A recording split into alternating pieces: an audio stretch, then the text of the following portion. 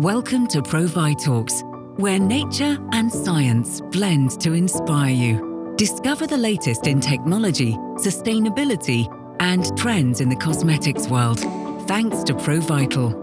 Let's care together for our industry's commitment to the people and the planet. Provital. Do care. Welcome to this new episode of Provitalks, in which we will focus on the latest and most surprising trends in the beauty industry. To do so, we count on our global trend analyst, Balaguer.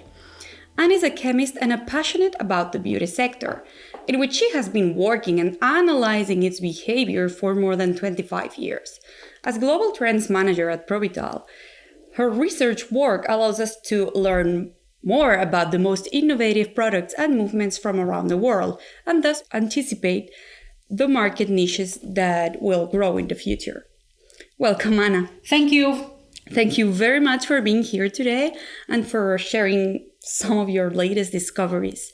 We believe that with your knowledge in the field, any input you can give us here today can truly serve as inspiration for many professionals and companies in their work to develop new products or new cosmetic claims, because given the agitated period that we have been living, there must have been an impact on many of the trends that were already incubating pre-pandemic, right? How would you say this situation has affected the concerns and behavior of the consumer? Sure, Clara.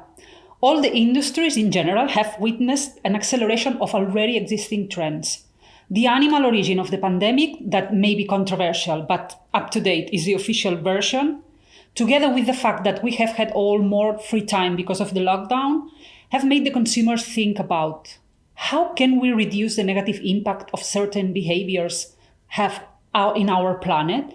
How can we as an individual reduce this impact? And what do I have to demand to the brands we buy? As a result, there has been a growing interest in plant origin products.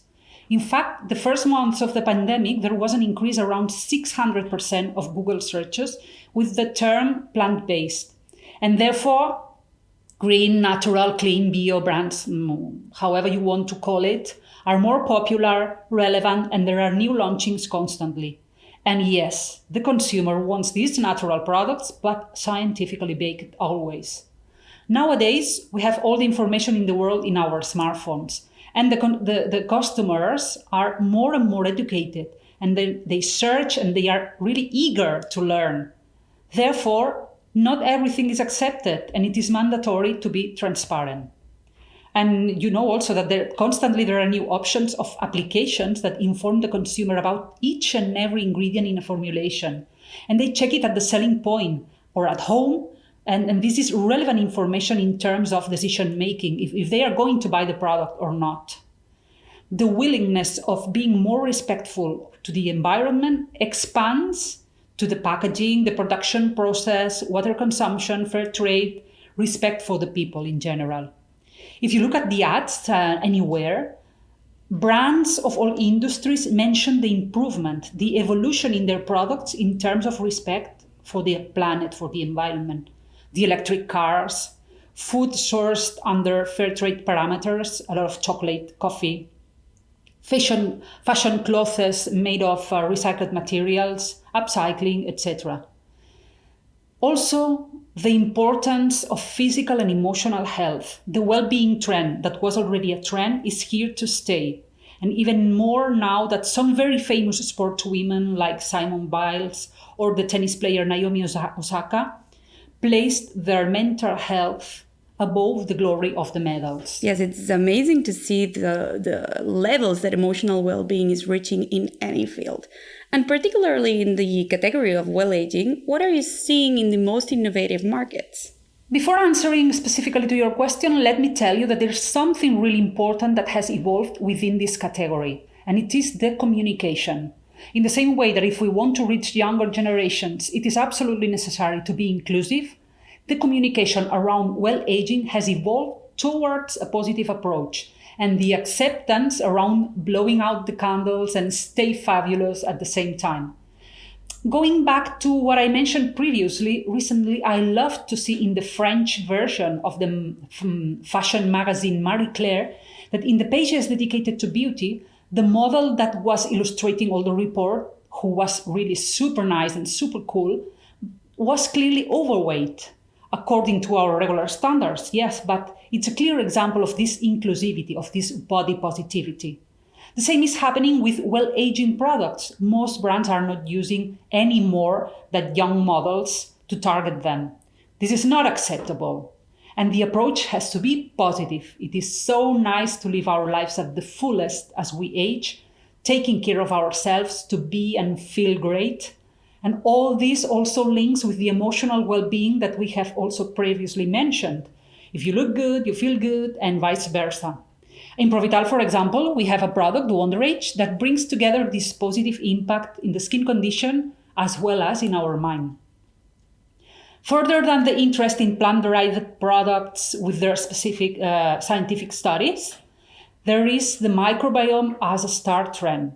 But now brands are educating the consumer in the importance of having a balanced microbiome, something they forgot or missed 4 years ago when the buzz about microbiome started.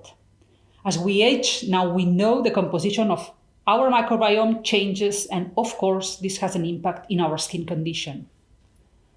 In most mature markets, there is also an open conversation around the effects on the skin of hormonal decline around the menopause.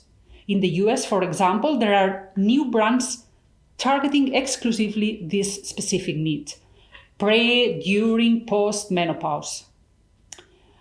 The message of the skin as a protecting shield to reinforce the skin barrier, to protect ourselves against external aggressions, something that was also triggered during the pandemic, accelerate that all these processes that accelerate the aging process, it's also a key claim, this protecting shield.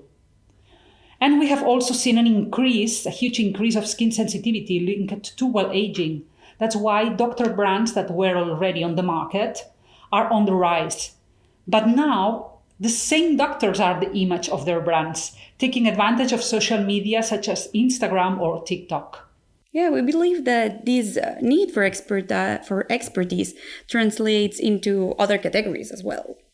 For instance, hair care is also seeing a more expert consumer and concerned about their health, which translates into a rapid growth of markets like the scalp claims, right? What innovations or new trends can we see in this regard? Where can we expect this hair care category to head? Definitely, products targeting the scalp were the category themselves in certain Asian markets, such as Japan, but now have become a global trend. The consumer understands easily that the scalp is a continuation of the skin, that a healthy scalp means healthy hair, and now brands are launching more complete treatments, even in mass market, where we are witnessing a relaunching of their most successful products, but now including scalp care as a key benefit, as a key claim. In hair care globally, brands have finally understood that one size does not fit all, and we see more sophisticated and personalized options. It is nonsense to launch a product for all hair types. There are so many variables that it is really necessary to offer a personalized product. Here is where the category is going to. Ultra personalization. Imagine how many options we have.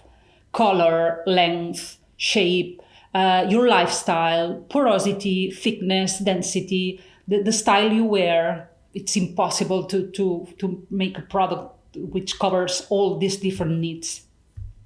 Another trend that it's gathering pace are products that accelerate and make easier the process of styling, either with drying tools or air dry.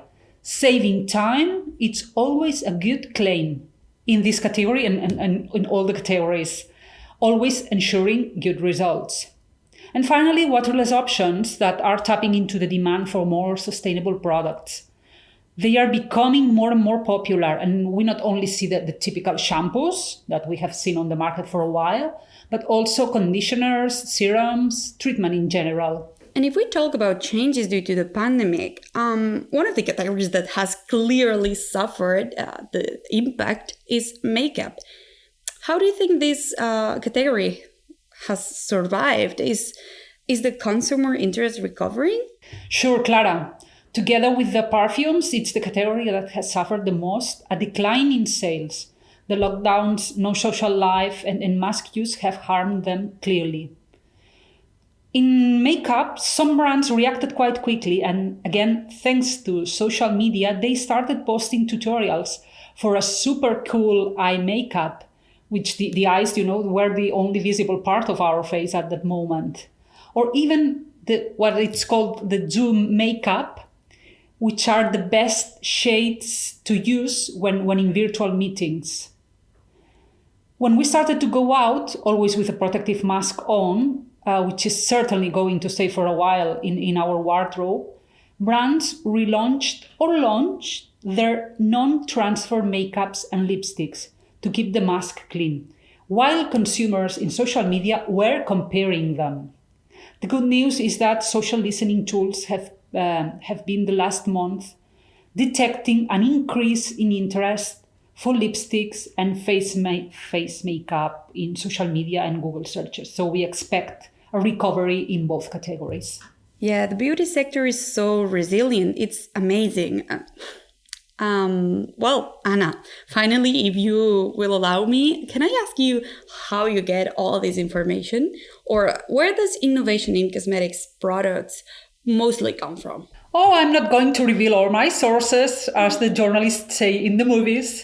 But obviously, when we are allowed to travel, I visit key countries in terms of trends like Korea, Japan, or the US, so that I cannot only see and buy some products that we afterwards show in our workshops we organize around the world, but I also observe the behavior of the consumers. I see how retailers are doing to attract these consumers to brick and mortar again.